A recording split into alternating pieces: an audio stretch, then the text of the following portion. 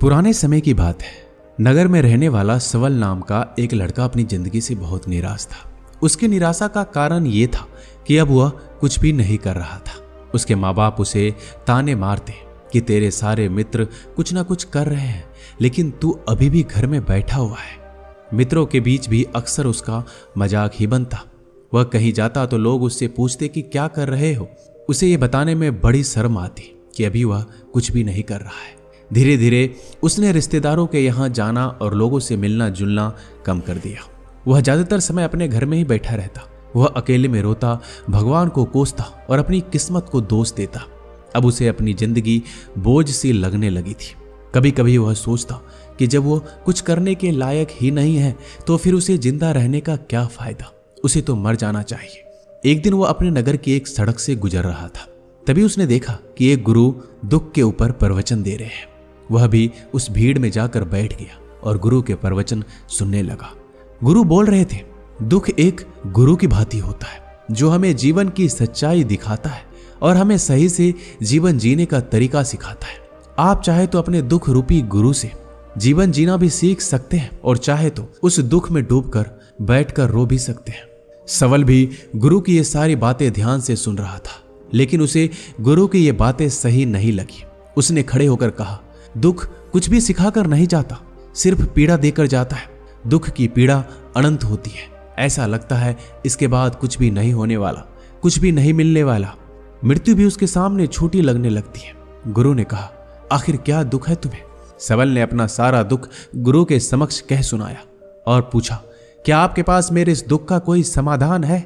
यह सुनकर गुरु मुस्कुराए और बोले, जिस दिन तुम्हारे जीवन में सच्चा दुख आएगा उस दिन मेरे पास आना, मैं तुम्हारे दुख का समाधान अवश्य करूंगा। इतना कहकर गुरु वहां से चले गए। सवल ने सोचा, क्या मेरा दुख सच्चा नहीं है? क्या जिस दुख से मैं गुजर रहा हूं वह झूठा है? कोई भी मेरे दुख को नहीं समझता। जब माँ बाप ही नहीं समझ पाए तो गुरु क्या समझेंगे? अपने दुखों से परेशान होकर सवल ने एक निर्णय लिया कि अब वह कुछ करके दिखाएगा। उसने एक छोटा सा व्यापार शुरू किया, लेकिन उसमें सफलता नहीं मिल रही थी। लेकिन उसके घरवाले खुश थे कि वह कुछ तो प्रयास कर रहा है। वह अपने व्यापार में जुटा रहा और धीरे धीरे सफलता भी मिलने लगी। फिर उसने रफ्तार पकड़ ली। सिर्फ 3 साल के अंदर ही वह एक बड़ा व्यापारी बन गया। अब सवल के चारों तरफ ऐसे बहुत से लोग थे जो उसकी चिंता करते थे, उसे पसंद करते थे, उसके काम की प्रशंसा करते थे। अब उसके घरवाले भी उसकी प्रशंसा करते थकते नहीं थे। दिन प्रतिदिन उसके मित्रों की संख्या बढ़ती जा रही थी। अब वो अपनी जिंदगी से बहुत खुश था। उसके कुछ मित्रों ने उसे सलाह दी कि जब तुम बड़े व्यापारी बनकर इतना खुश हो तो सोचो, अगर तुम इस नगर के, इस राज्य के सबसे बड़े व्यापारी बन जाओगे तो तुम्हारे पास कितना सुख होगा, कितने लोग तुमसे जुड़ना चाहेंगे, तुम्हारा कितना यश फैलेगा। स्वयं राजा भी तुमसे मित्रता करना चाहेंगे और जरूरत पड़ने पर तुमसे ही धन उधार लेंगे। मित्रों की यह बात सवल के मन में घर कर गई। अब उसने और भी धन कमाने का प्रयास शुरू कर दिया, लेकिन उसे यह सब अब जल्दी चाहिए था। वह सब कुछ प्राप्त करने में अपना ज्यादा समय बर्बाद नहीं करना चाहता था, इसलिए उसने ऐसे भी कार्य करने शुरू कर दिए जो उचित नहीं थे। उसने बड़ी मात्रा में अपने मित्रों से उधार लेना शुरू कर दिया। ज्यादा मुनाफा कमाने के लालच में अपने सामान में मिलावट करने लगा। उसने दूसरे व्यापारियों के खिलाफ षड्यंत्र भी रचे। उसने डराया, धमकाया। जैसा जैसा उसका मित्र कहते गए वही करता गया। वह इन तरीकों से ज्यादा धन तो कमा रहा था, लेकिन अब उसके जीवन में सुकून नहीं था। उसके मन की शांति गायब हो गई थी। उसे रातों में नींद नहीं आती थी। वह किसी उधेड़ बुन में लगा रहता था। सुख साधन की सारी वस्तुएं होने के बाद भी उसे किसी में सुख नहीं मिल रहा था। एक दिन सबल अपनी बग्गी में सवार होकर कहीं जा रहा था। तभी रास्ते में उसे गुरु का आश्रम दिखा। वह रुक गया। वह गुरु के पास जाकर बोला, गुरुदेव, आपने कहा था जब तुम्हारे जीवन में सच्चा दुख आए तब मेरे पास आना। मैं अब बहुत ही दुखी हूं। मेरे रातों की नींद गायब हो गई है। मुझे कहीं सुकून नहीं मिल रहा। इस तरीके से सबल ने अपनी सारी समस्या गुरु के सामने कह सुनाई। गुरु ने कहा, जब तुम मुझसे पहली बार मिले थे तब भी तुम किसी दुख में थे। तुमने उस दुख से क्या सीखा? सबल ने कहा, मैंने सीखा कि सिर्फ सोचने और चिंता करने से कुछ नहीं होता। अपनी सोच को सच करने के लिए कर्म करना पड़ता है, और सिर्फ कर्म करने से भी कुछ नहीं होता। अपने कर्म को अंतिम पड़ाव तक ले जाना भी आवश्यक होता है। चाहे रास्ते में कितनी मुश्किलें आए, मन कितना ही निराश हो, कितना ही लगे कि अब आगे कुछ नहीं होने वाला है, तब भी ये मानकर चलो कि मैं जो कर रहा हूं उसमें मैं अवश्य सफल हूंगा। लोग सिर्फ सफल व्यक्ति को सम्मान देते हैं, फिर चाहे कोई कितना अच्छा क्यों ना हो, वह लोगों की नजरों में बोझ ही होता है। यह सब सुनकर गुरु मुस्कुराए और बोले, यह असली दुख नहीं है। जब तुम्हारे जीवन में असली दुख आए तब मेरे पास आना, मैं उसका समाधान अवश्य करूंगा। सवल ने जाते समय गुरु को सोने के सिक्कों से भरा एक घड़ा भेंट किया। घड़ा देखकर गुरु ने कहा, यह मेरे किसी काम का नहीं, इसे उस पेड़ के नीचे गड्ढा खोद कर दफना दो। सवल ने गुरु के कहे अनुसार घड़े को पेड़ के नीचे दफना दिया और वहां से चला गया।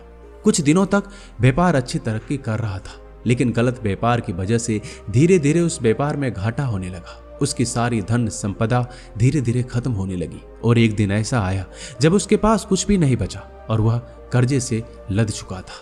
लेकिन वह निश्चित था, क्योंकि उसने सारा कर्ज अपने मित्रों से ही लिया था। वो सोचता था कि उसके मित्र बुरे समय में उसका साथ देंगे, लेकिन ऐसा कुछ भी नहीं हुआ। बुरा समय आते ही मित्रों ने अपना उधार मांगना शुरू कर दिया। उधार वापस ना मिलने पर जान से मारने की धमकी भी दी। उसके चाहने वाले सब उससे दूर हो गए। उसके वो मित्र जो उसके साथ मौज मस्ती करते थे अब उससे दूर भागने लगे। उसके परिवार वाले उसके गलतियां और कमियां गिनाने लगे। उसकी सारी संपत्ति नीलाम हो गई, उसके पास कुछ भी नहीं बचा। उसने अपने पिता से सहायता मांगी तो पिता ने कहा, मेरे पास ये थोड़ी सी संपत्ति है, अगर मैं ये भी तुम्हें दे दूंगा तो मैं तुम्हारी माँ को कहाँ रखूंगा। ये संपत्ति हमारा आखिरी सहारा है। सबल के भीतर बहुत गहरा दुख था। उसके आसपास कोई नहीं था जो उसके दुख को समझ सके, उसे संभाल सके। लोगों से मिले इस धोखे और विश्वासघात की वजह से वह अंदर तक टूट गया। उसे लगने लगा कि अब जीने का क्या मतलब, अब तो मृत्यु ही एकमात्र सहारा है। वो आत्महत्या करने के लिए पहाड़ी की तरफ जा रहा था। तभी उसे याद आया कि गुरु ने कहा था, जब तुम्हारे जीवन में असली दुख आए तब मेरे पास आना। सबल गुरु के पास गया और अपना सारा दुखड़ा उन्हें सुनाया। आंखों में आंसू भरकर बोला, मेरे इस दुख का समाधान कीजिए गुरुदेव। गुरु ने कहा, जब तुम्हारे जीवन में असली दुख आए तब मेरे पास आना, मैं उनका समाधान अवश्य करूंगा। सबल ने कहा, क्या अभी जो मेरे जीवन में घट रहा है क्या वो दुख नहीं है? आखिर असली दुख होता क्या है? गुरु ने कहा, सबसे पहले तुम मुझे ये बताओ, इस दुख से क्या सीख मिला? सबल ने कहा, मैंने सीखा कि जो लोग हमारी सफलता, हमारी तरक्की की वजह से हमारे जीवन में आए हैं वो हमें धोखा अवश्य देंगे, क्योंकि बुरे समय में हमारे साथ खड़े नहीं होंगे। वह केवल अच्छे समय में हमारा फायदा उठाएंगे और बुरे समय में छोड़कर चले जाएंगे। भरोसा केवल उन्हीं लोगों पर करना चाहिए जो हमारे बुरे समय में, असफलता के समय में हमारे साथ खड़े रहते हैं। लेकिन ऐसे लोग बहुत ही कम होते हैं, पर जिसके पास होते हैं उनकी कद्र करनी चाहिए, उनका अपमान नहीं करना चाहिए। मैंने ये भी सीखा कि कभी किसी के खिलाफ षड्यंत्र नहीं रचना चाहिए, ईमानदारी और धैर्य के साथ काम करना चाहिए और कभी लालच नहीं करना चाहिए।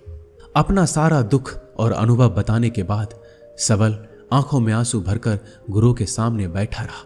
थोड़ी देर बाद गुरु उठे और उस पेड़ के नीचे गड्ढा खोदकर वह घड़ा बाहर निकाला जो सोने के सिक्कों से भरा हुआ था और उसे सबल को दे दिया और कहा, तुम्हारे जीवन में असली दुख आए तब मेरे पास आना। सबल ने गुरु को धन्यवाद दिया और प्रणाम कर कर वहां से चला गया। उसने उस धन से एक छोटा व्यापार शुरू किया। अब वह एक छोटा व्यापारी बनकर खुश था। अपनी पूरी लगन और ईमानदारी से व्यापार किया।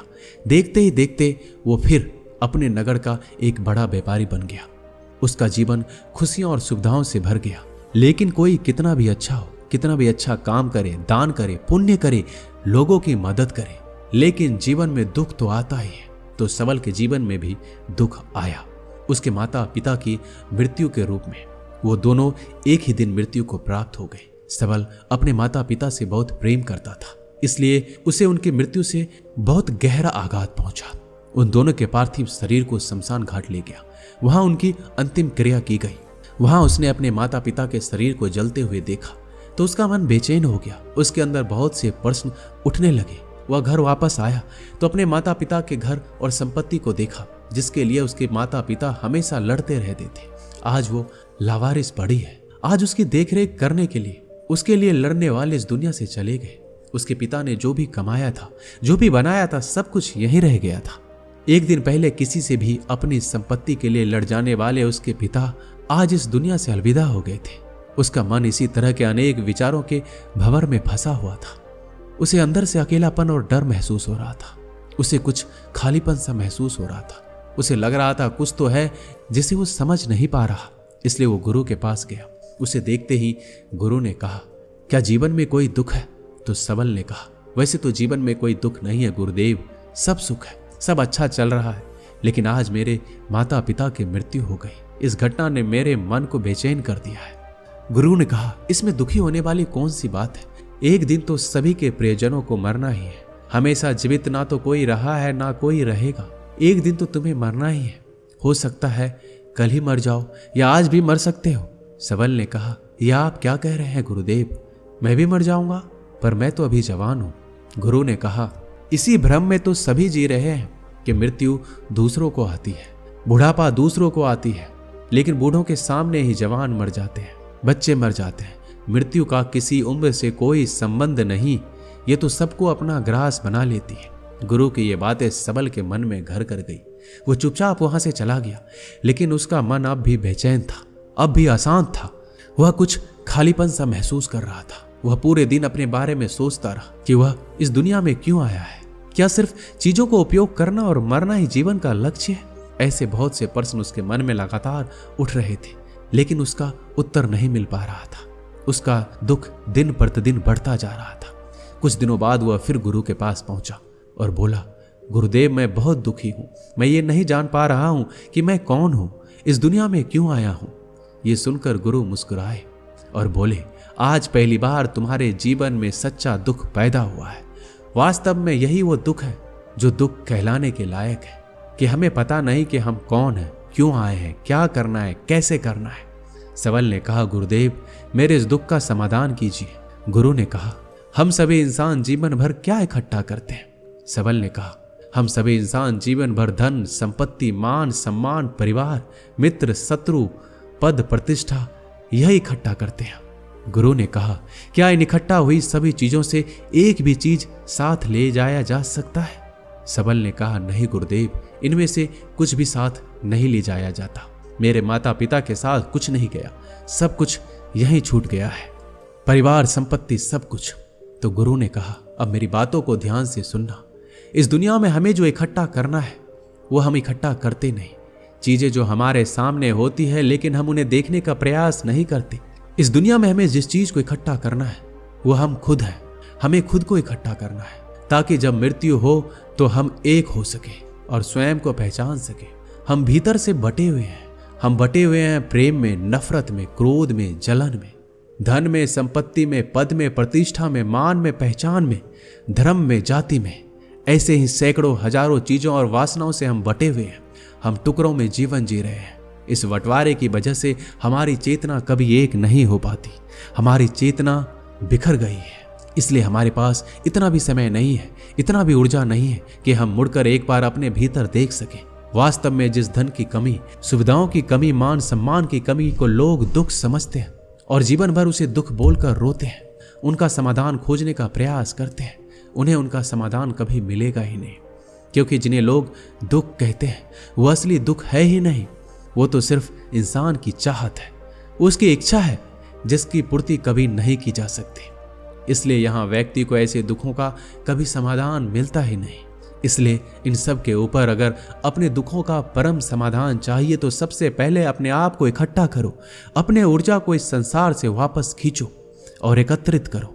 अपने ऊपर ध्यान दो, खुद पर ध्यान लगाओ, पहले अपने आप को पहचान लो। ऐसे ही बिखरते हुए मत चलो। सबल ने कहा, क्या गुरुदेव हमें ये संसार छोड़ देना चाहिए? अपने सभी इच्छाओं को मार देना चाहिए? किसी से प्रेम नहीं करना चाहिए? धन संपत्ति इकट्ठा नहीं करना चाहिए? मान सम्मान की आशा छोड़ देनी चाहिए? गुरुदेव ने कहा, एक बिखरे हुए मनुष्य के अंदर से कामनाएं, इच्छाएं और वासनाएं ऐसे ही निकलती है जैसे पहाड़ से कोई पत्थर गिर रहा हो, जिस पर पहाड़ का कोई नियंत्रण नहीं है सिवाय देखने, परेशान होने और कुछ खोने के। इसी प्रकार एक बिखरे हुए मनुष्य की इच्छाएं अनियंत्रित और दुखदायी होती है। उसका अनियंत्रित मन कुछ भी इच्छाएं और कल्पनाएं करता रहता है और दुखी होता रहता है। लेकिन जब व्यक्ति एकत्रित हो जाता है तो वो जो भी करता है उसके नियंत्रण में करता है, तब इच्छाएं भी उसकी इच्छा से निकलती है। सबल ने कहा, गुरुदेव, आपने मेरे सच्चे दुख का समाधान कर दिया। उसके बाद आपका बहुत धन्यवाद। मैं खुद को एकत्रित करने का प्रयास करूंगा। गुरु ने कहा, मानव शरीर में बहुत ऊर्जा है, बहुत शक्ति है, पर यह बेकार के कामों में बटकर रह गई है, व्यर्थ की चीजों में लगी रहती है। यह ऐसा है कि जैसे एक अत्यंत शक्तिशाली मशीन किसी बच्चे के हाथ में दे दी गई हो और बिना सोचे समझे, बिना किसी नियंत्रण और जानकारी के बस इस शक्ति को कहीं भी बर्बाद कर रहा है। इसलिए अपनी चेतना की शक्ति पर ध्यान दो और इसे एकत्रित करो। सबल को अपने प्रश्नों का उत्तर मिल चुका था। उसने गुरु को धन्यवाद किया और चुपचाप वहां से चला गया। दोस्तों, इस वीडियो में बस इतना ही। मिलते हैं अगले वीडियो में। अपना ख्याल रखिएगा।